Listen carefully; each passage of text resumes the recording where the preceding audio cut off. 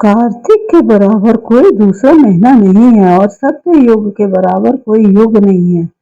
वेदों के बराबर कोई शास्त्र नहीं है, गंगा के बराबर कोई तीर्थ नहीं है। कार्तिक सभी महीनों में प्रमुख है और वैष्णवों कृष्ण के भक्तों को बहुत प्रिय है। इसलिए वैष्णव इस महीने में परम भगवान की बड़ी भक्ति के साथ सेवा करते हैं।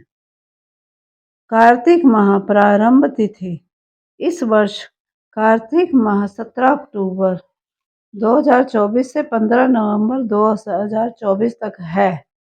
हिंदू धर्म में कार्तिक का महीना अति पावन है।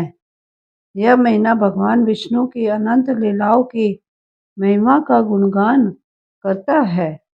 भगवान विष्णु को सभी महीनों में कार्तिक मास अति प्रिय है। मान्यता है कि इस महीने जो भी भगवान विष्णु की पूजा अर्चना करता है उसे अक्षय फल की प्राप्ति होती है। कार्तिक के महीने की महिमा अनंत है। कहते हैं ना, हरि अनंत हर कथा अनंता।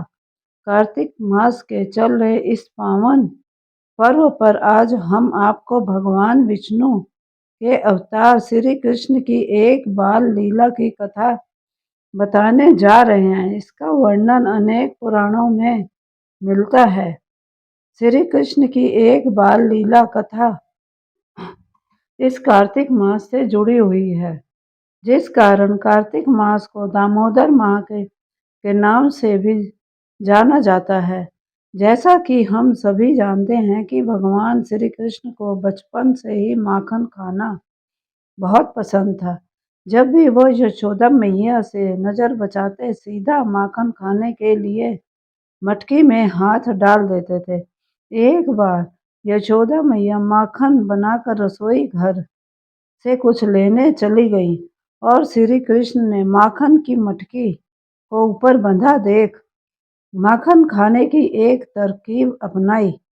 श्री कृष्ण उस समय बहुत छोटे थे और उनका हाथ ऊपर टंगी माखन की मटकी तक नहीं पहुंच पाया। तब उन्होंने माखन खाने के लिए पास में रखे उखल को रखा और उस पर चढ़कर माखन की मटकी तोड़ माखन निकालकर खाने लगे। इतने में माँ यशोदा वहां पहुंची और उन्होंने देखा कि सारी मटकी टूटी पड़ी है। कान्हा की इस शैतानी पर माँ यशोदा ने उन्हें उसी उखल से बांध दिया। श्री कृष्ण को यशोदा माँ ने कमर पर रस्सी से कसकर उसी उखल से बांध दिया, जिस पर वो चढ़कर माखन की मटकी से माखन निकाल कर खा रहे थे। श्री कृष्ण की उखल बंधन लीला। नारद मुनि ने कुबेर के दोनों पुत्रों नल कुंवर और मणिग्रीव को श्राप देकर वृक्ष बना दिया था। वो दोनों लोग श्राप पाने के बाद वर्षों से तपस्या कर रहे थे कि कब श्री कृष्ण जन्म लेंगे और कब उन्हें देवऋषि नारद के इस श्राप से मुक्ति मिलेगी। जब श्री कृष्ण ने द्वापर युग में जन्म लिया और वह गोकुल आए और जब यशोदा मैया ने उन्हें उखल से जिस समय बांधा था, तब उन्हें इन दोनों श्रापित नल कुंवर और मणिग्रीव को श्राप से मुक्त भी करना था। यह दोनों श्री कृष्ण के नंद भवन के बाहर वृक्ष बन गए थे। जब श्री कृष्ण बाल रूप में उखल से बंधे हुए थे, तब पास में ये दोनों कुबेर के पुत्र एक श्रापित वृक्ष के रूप में थे। श्री कृष्ण ने अपनी लीली से बंधे उखल को दोनों वृक्षों के बीच रखा और कस के उखल को आगे की ओर खींचा। जैसे ही कृष्ण ने उखल को कसकर खींचा, वह दोनों वृक्ष धड़ाम से गिरे और उसमें से दो दिव्य पुरुष प्रकट होकर अपनी असली रूप में पुनः आ गए। उन्होंने श्री कृष्ण को हाथ जोड़कर प्रणाम किया और अपनी करनी की क्षमा याचना मांगी। श्री कृष्ण ने उन्हें क्षमा किया और वह दोनों फिर से अपने लोक चले गए। इस तरह यह लीला उखल बंधन लीला कहलाई और यह लीला कार्तिक मास में हुई थी।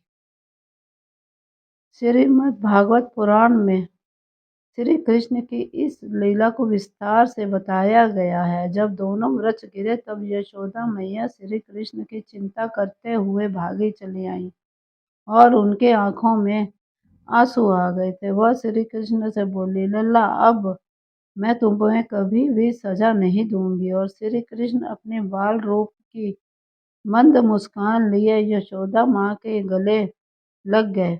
दामोदर का अर्थ होता है पेट से किसी चीज को बांध देना। श्री कृष्ण के उखल से बंधे होने के कारण उनका नाम दामोदर पड़ा और कार्तिक के महीने को दामोदर नाम से भी जाना जाने लगा। धर्म ग्रंथों में कार्तिक मास के बारे में वर्णन है कि जब यह माह स्नान, तप व व्रत के लिए सर्वोत्तम है। इस माह में दान, स्नान, तुलसी पूजन तथा नारायण पूजन का अत्यधिक महत्व है। कार्तिक माह की विशेषता का वर्णन स्कंद पुराण में भी दिया गया है। स्कंद पुराण में लिखा है कि सभी मासों में कार्तिक मास देवताओं में विष्णु भगवान, तीसरे में नारायण तीर्थ बद्री नारायण शुभ है। कलयुग में जो इनकी पूजा करेगा वह पुण्यों को प्राप्त करेगा। पद्म पुराण के अनुसार कार्तिक मास धर्म, अर्थ, काम तथा मोक्ष देने वाला है। कार्तिक माह में दीप दान करने का विशेष महत्व है। शास्त्रों के अनुसार इस माह भगवान विष्णु 4 माह की अपनी योग निद्रा से जागते हैं। विष्णु जी को निद्रा से जगाने के लिए महिलाएं विष्णु जी पूजा, दीपदान तथा मंगल दान करती हैं। इस माह में दीपदान करने से विष्णु जी की कृपा प्राप्त होती है और जीवन में छाया अंधकार दूर होता है। व्यक्ति के भाग्य में वृद्धि होती है। पद्म पुराण के अनुसार व्यक्ति को अपने सामर्थ्य अनुसार कार्तिक में शुद्ध घी अथवा तेल का दीपक जलाना चाहिए। इस माह में जो व्यक्ति घी या तेल का दिया जलाता है उसे अश्वमेध यज्ञ के बराबर फलों की प्राप्ति होती है। मंदिरों में और नदी के किनारे दीपदान करने से लक्ष्मी जी प्रसन्न होती हैं।